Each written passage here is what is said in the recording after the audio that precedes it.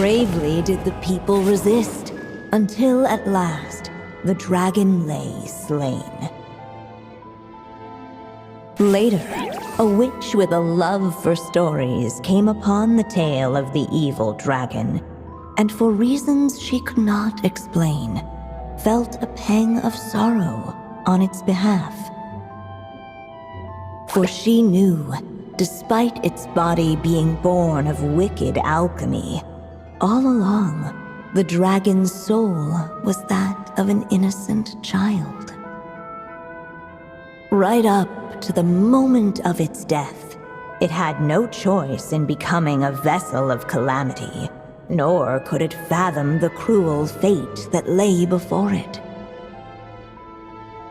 Though the witch had a love of stories, she was not pleased with how this one ended. No, that won't do, she thought. I'll write you a better ending instead.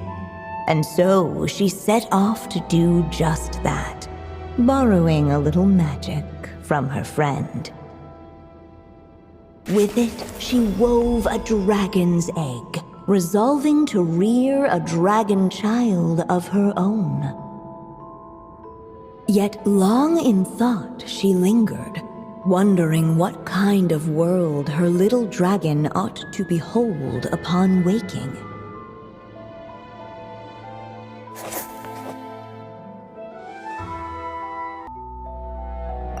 At last, she made her mind up, adorning the cradle with a wisp of woodland air.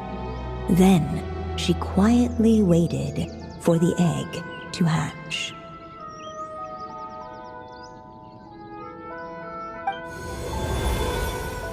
Whoa! We're actually inside the story! This must be Aunt Alice's magic. Yeah. A story about me? Why don't we just see where the story takes us? All we know is the beginning at this. Okay. First breath of life. Holding her dragon child close, the witch promised him a life unlike that of the evil dragon. And so, nestled in his mother's warm embrace, did the little dragon's story begin.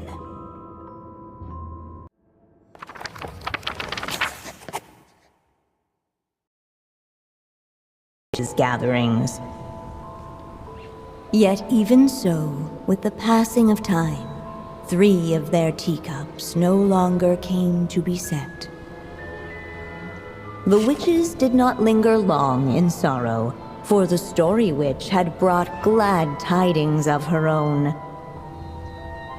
Born was her dragon child, safe and sound. Her fellow witches offered up their blessings, eagerly debating how to celebrate the child's birth.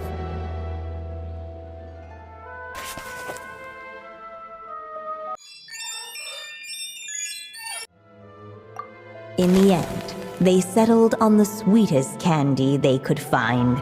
After all, what could be sweeter than the arrival of new life?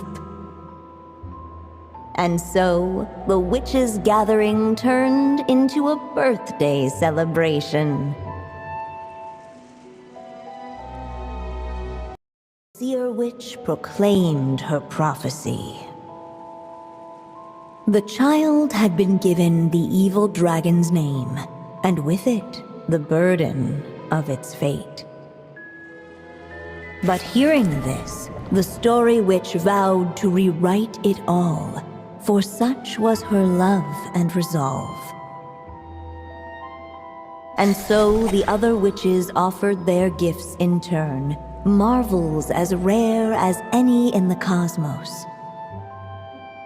Together, they sought to test one of the fundamental laws of this world, in part to support a mother's love, and in part to sate their own curiosity.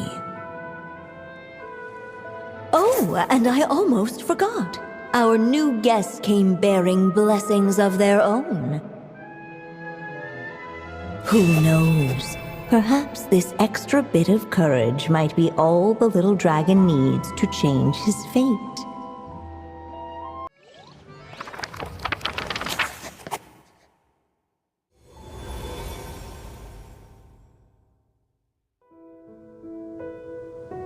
Yep, looks like we've completed this chapter too.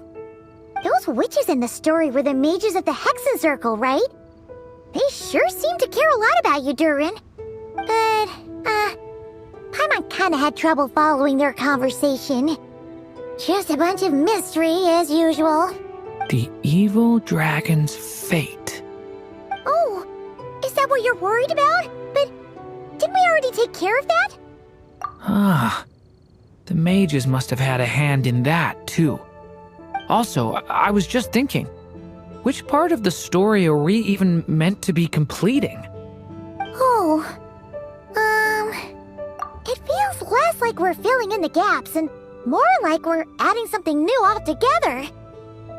But we use the ink, right? And the book hasn't given us any more clues, so that must mean our task is complete. At least for now. Yeah, I guess we're doing something right. Maybe I'm overthinking things.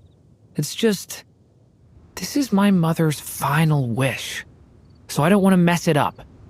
Anyway, thanks for all your help. I'll let you know as soon as the book reveals a hint about the next chapter. Okay then. See you in the next chapter.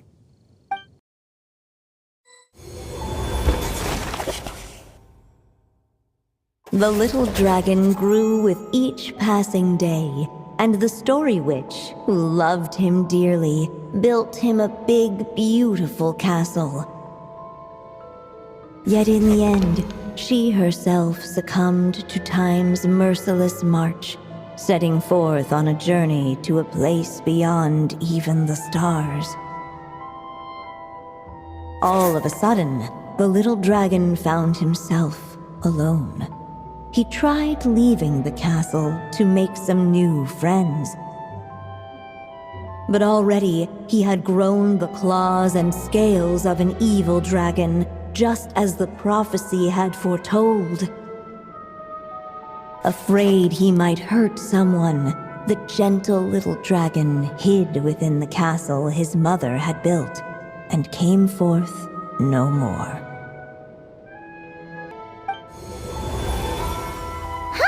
Looks like we're back in the story world. And from the sounds of it, this chapter must be about Simulanka, right? Yeah, like the fairy from the Forest of Blessings, the king of Constellation Metropole, that cat lady who turns into a box. Ah, yep. That will be Nilu, Navia, and Kirara. Oh, and there's Hat Guy, too.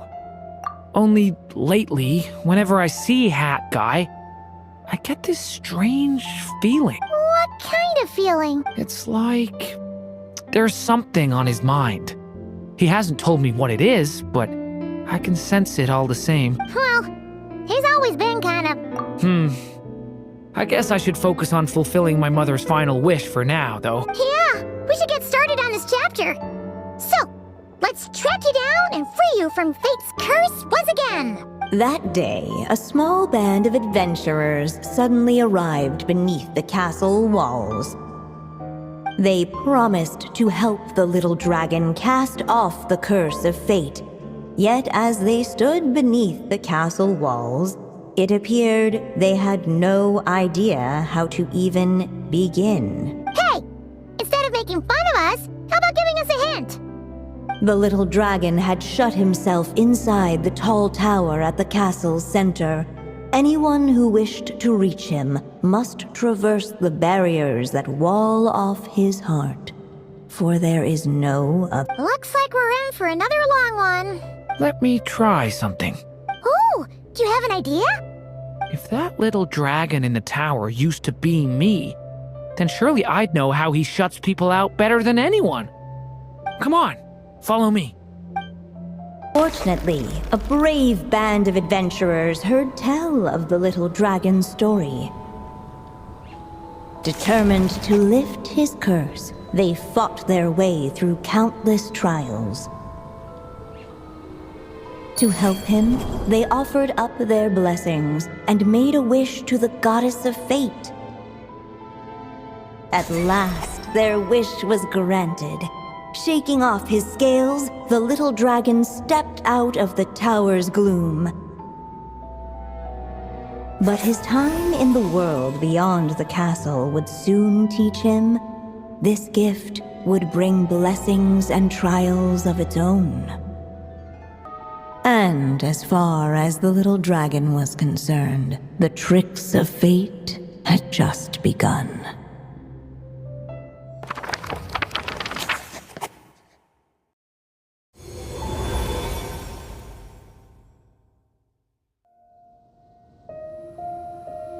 So, Durin's wish came true just like it did before.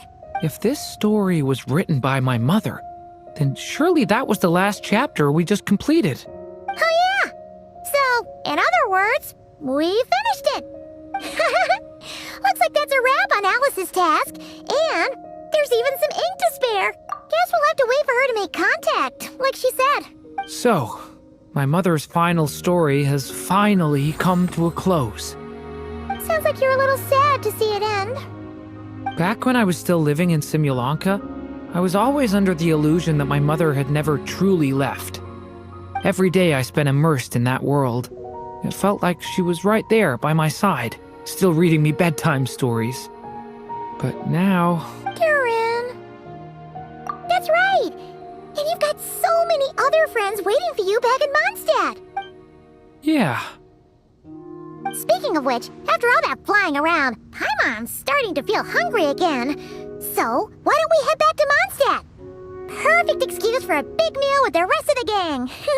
Now that you've fulfilled your mom's final wish, a little celebration seems in order, right? It's just a pity we never got to see that big, beautiful dragon. You were really looking forward to meeting him, huh? He might not be here all the time, but Paimon's sure you'll get a chance at some point.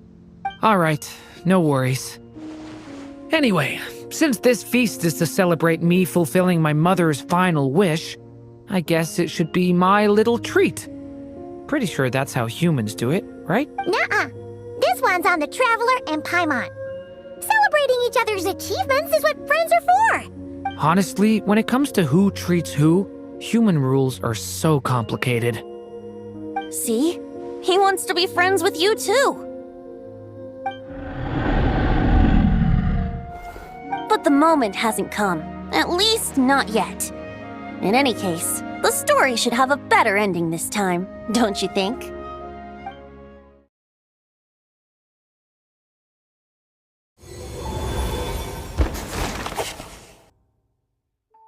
The little dragon became companions with a stray cat with dark blue fur. It was a friendship born of all they had in common.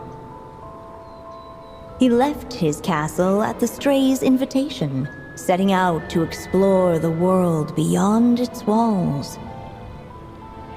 There, he grew fond of the outside world, eager to make friends and share the story of his life.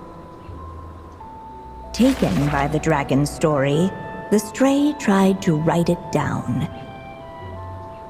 But he soon realized that no matter how he tried, it would always warp into the evil dragon's tale.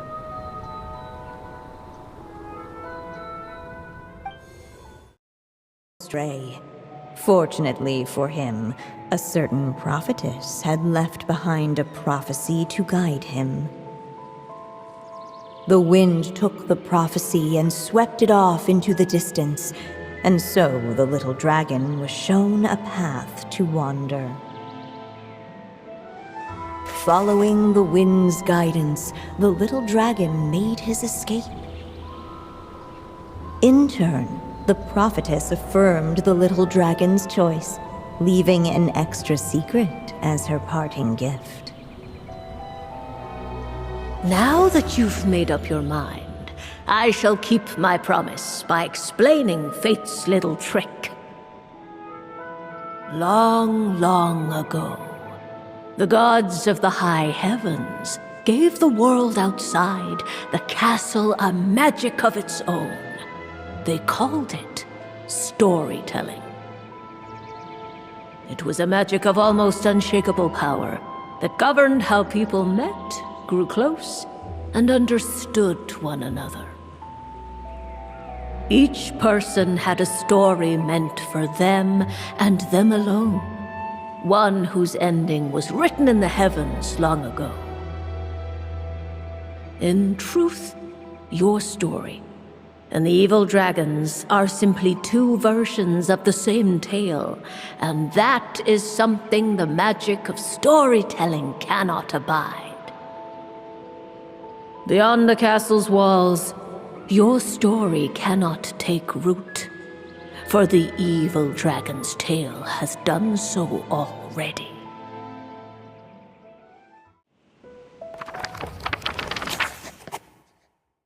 I see.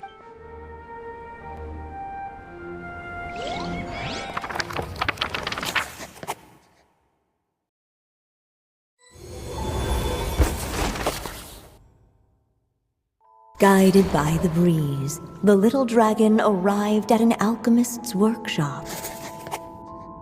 There he was greeted by a clay figure, a child molded by the sage witch's hands.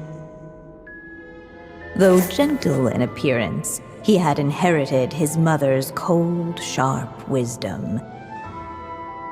And he was determined to avert the calamity the evil dragon would bring, and so was his helper, none other than the little dragon himself.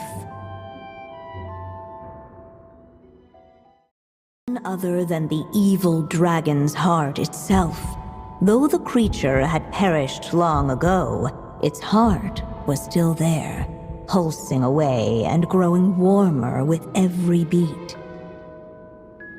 And the clay alchemist knew what it meant.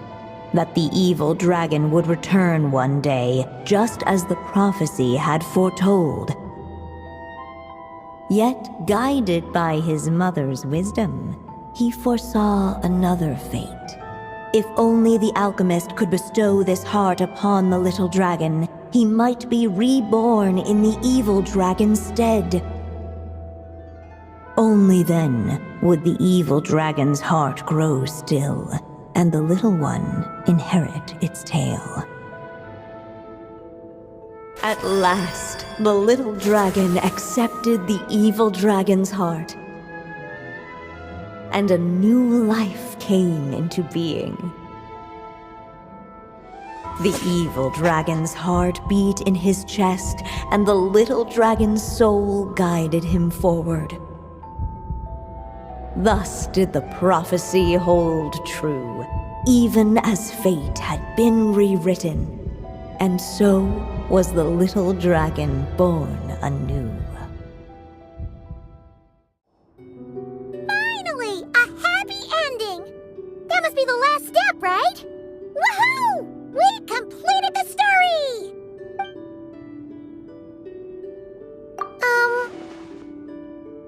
Born anew, the little dragon set off once more, his story far from over.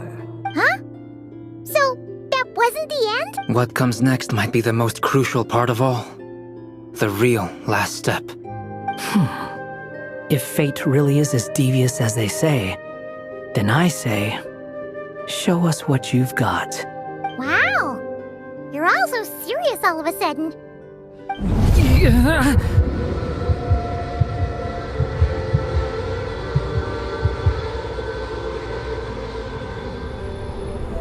Durin, are you alright? The evil dragon's heart was now one with the little dragon, yet the dark power within it still lingered. Would the little dragon dare to hold this power back, or would he simply give in? Hey, what kind of question is that? Of course he's gonna control it. What choice does he have? Time is running out. So, will the little dragon dare to hold this power back? Or will he simply give in? What's up with the narrator?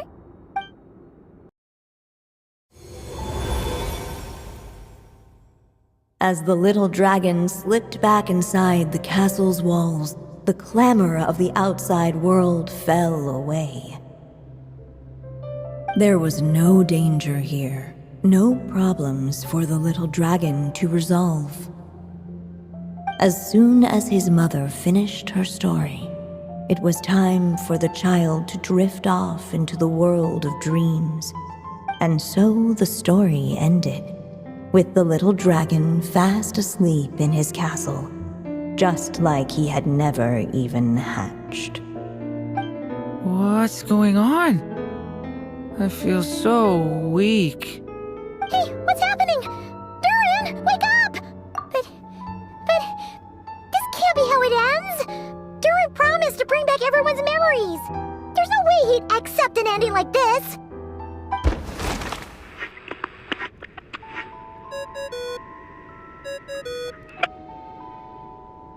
Hello, children. If you're hearing this recording, it's because you've reached a certain ending. You may have noticed that little Durin's experiences have been written into the pages of this book. Well, you should know that in the same way, its ending will also be written onto him. So be careful, because triggering a bad ending could be somewhat problematic.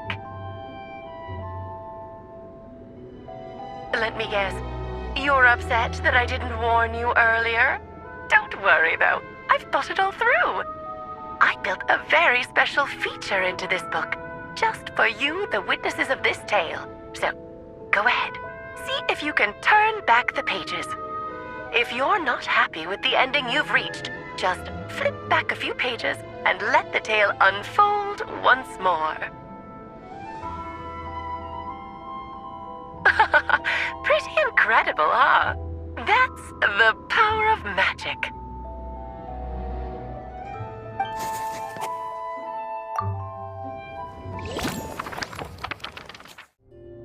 The little dragon and his companions blank again. Huh?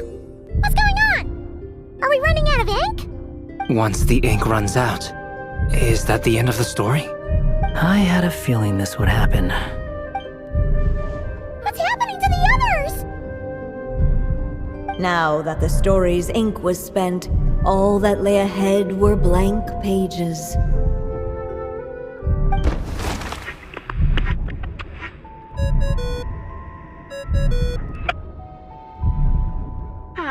Looks like you've discovered another possible ending. Do not lose hope. You just need to keep searching, for there are possibilities that only you can bring to life.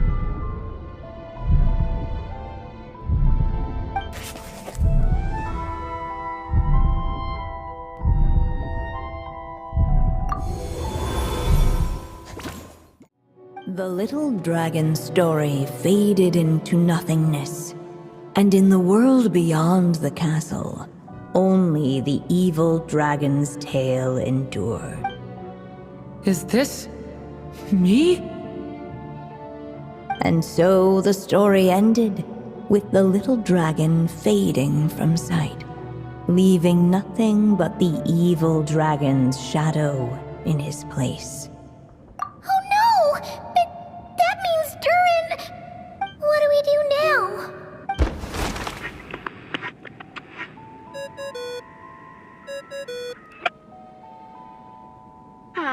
Looks like you've discovered another possible ending. Do not lose hope. You just need to keep searching, for there are possibilities that only you can bring to life.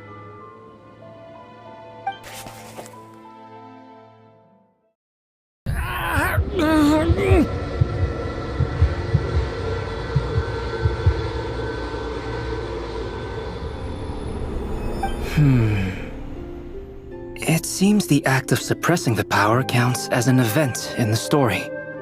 In other words, we would need ink to write it in. So, what now? Did we use too much earlier? How are we supposed to write a happy ending with only this much left? But... Well, this is Durin's story. As long as he's alive and well, why should it end? If there really is such a direct correlation between the story and his fate, I may have a potential hypothesis. Durin was, and still is in essence, a storybook character, written into being by M. From the moment he was born, he has always dwelt within her story. And I suspect that has remained the case, even after his arrival in Tevat. Reviving Durin in the evil dragon's place was an act of grafting this Durin story onto the latter's fate. In essence, that is how his fate was rewritten. But there is a fundamental difference between a being's story and its fate. As Miss Barbeloth reminded us, the fate of every living being in Tevat has been woven into the fabric of time. Its most natural path, therefore, is to proceed along its given track. But Durin's story, on the other hand... As Durin's connection to this world wore thin, not only have people started to forget him, he started to lose control of the abyssal power within. In other words, his story can't continue, because the author's ink is drying up. That's what it seems like to me. It would seem the little dragon had made a group of fine friends indeed. Save it. The question is, are you here to help him, or stand in his way? This is as far as the story can go. What path will you choose? I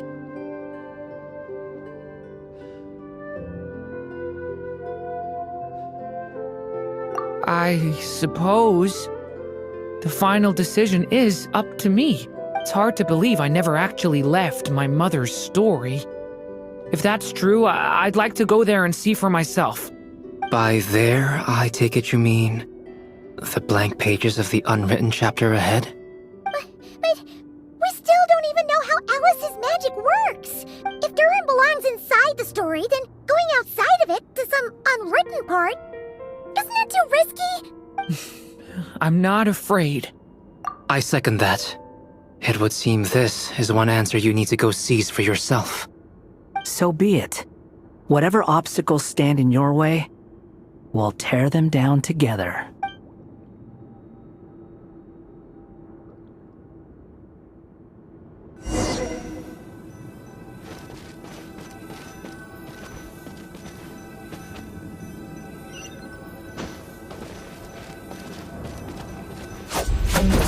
That invisible. It was as the little dragon was staring at the uncrossable edge of existence itself.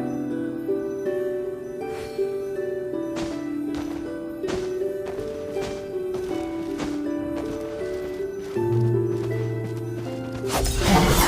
all of a sudden, it began to fracture.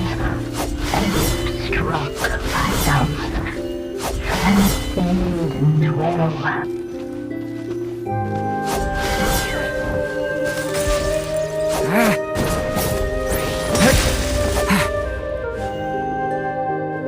Gotta keep going.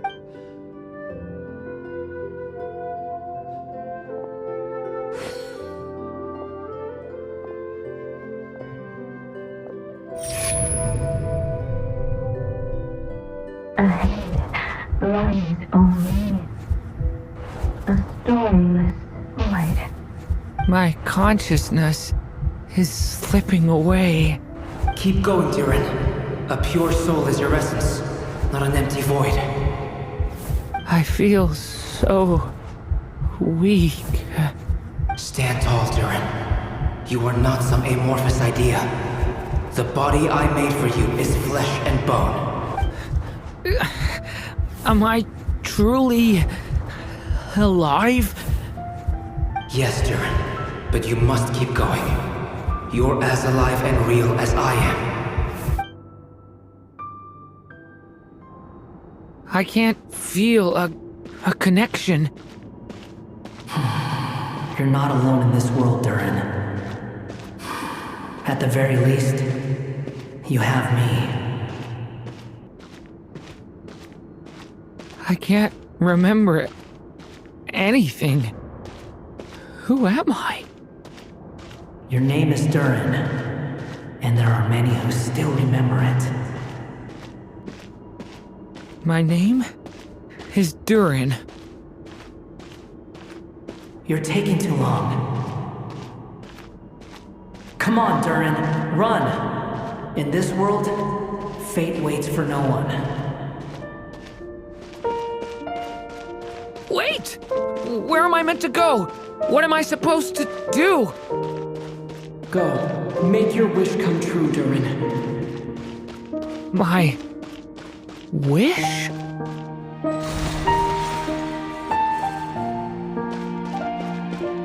Your story's not over yet!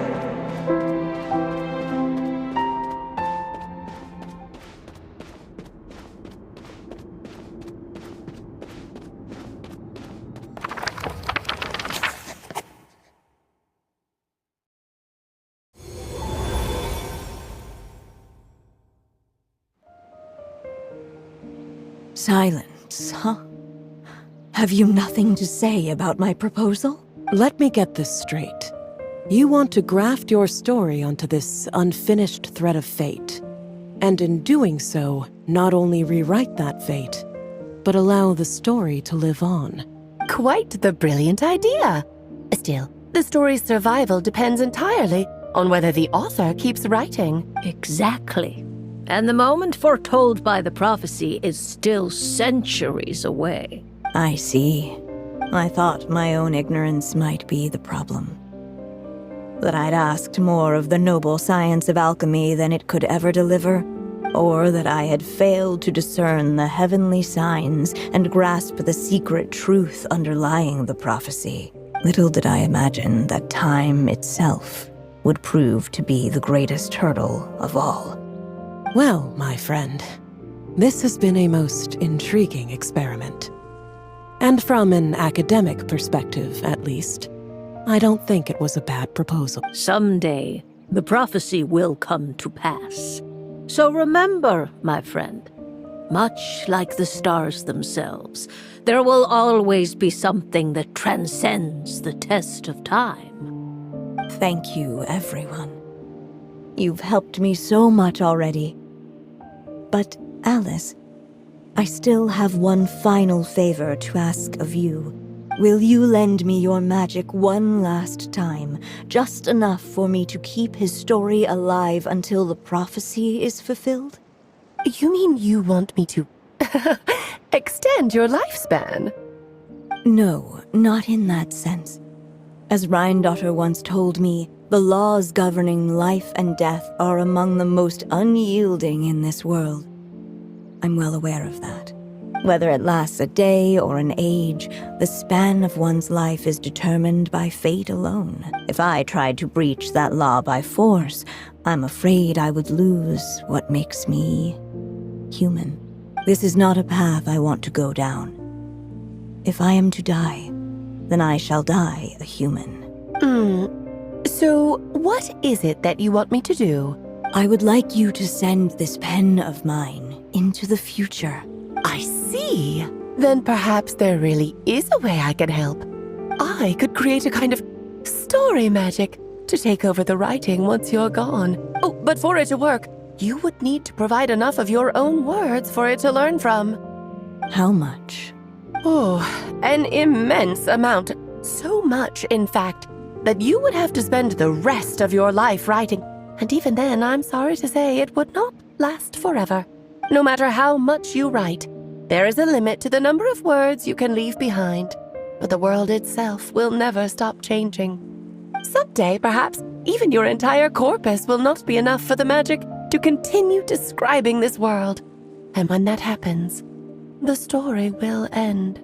Still, it's worth a try.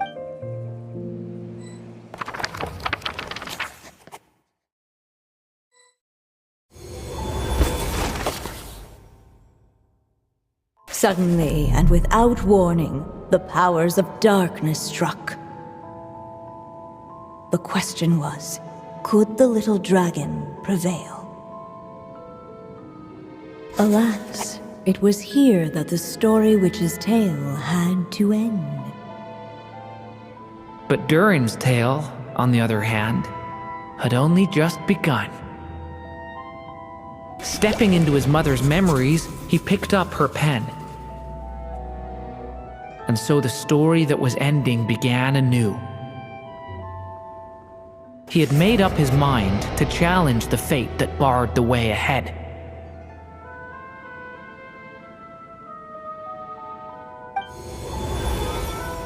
Looks like this is the final step. A chance to strike back at fate? Now that's not something that comes knocking every day.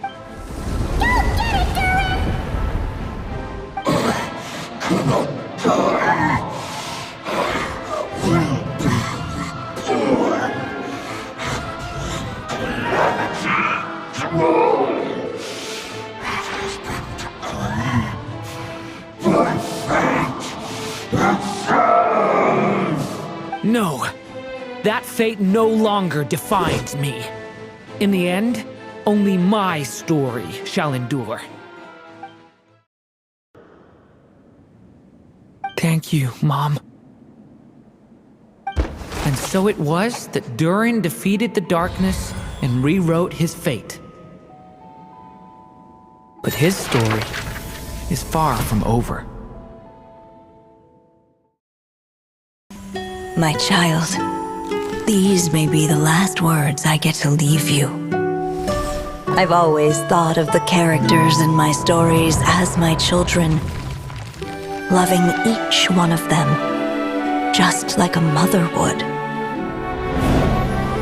But you are the most extraordinary of them all. You alone can defy the fate of this world and write the perfect ending to my story. You alone shall leave these pages for a future I will not see. Still I say to you, fly, my sweet child. Just like a forest breeze yearns for the open sky, head into the unknown and seek an adventure to call your own. If you meet a dragon bright as 1,000 jewels, dance through the air together. You are not alone, for this world has accepted your place in it. Do not lose heart. You still have many wishes left to fulfill. A long tale awaits you, my love. Let songs and flowers be the ink that fills its pages. Take my pen and use it to continue your story.